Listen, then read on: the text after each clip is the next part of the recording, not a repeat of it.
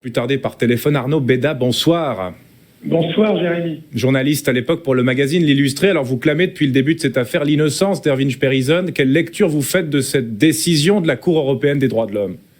Cette décision souligne l'impudence de la justice genevoise qui se fait un peu prendre la main dans le pot de confiture et puis penser que tout cela allait passer crème et puis au final, Strasbourg sanctionne. Vous dénoncez depuis le départ un procès politique, un procès stalinien, ça a été prononcé notamment par les avocats de la défense. Stalinien parce que l'accusé était condamné d'avance, la plaignante était complètement fantôme.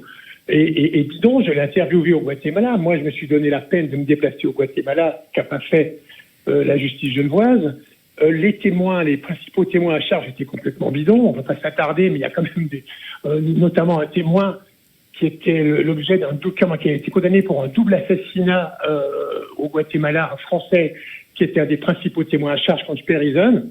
Tout cela était quand même cousu de fil blanc depuis le début. La justice genevoise n'a pas respecté les règles, simplement. Mais vos mots sont extrêmement forts. On parle quand même de Genève, on parle du berceau des droits humains.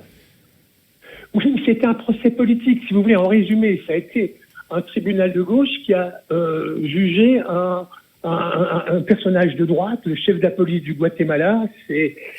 Malheureusement, c'est pas une justice qui a le parti de la vérité, c'est une justice qui est partisane. Merci beaucoup Arnaud Béda d'avoir réagi avec nous en direct. Merci.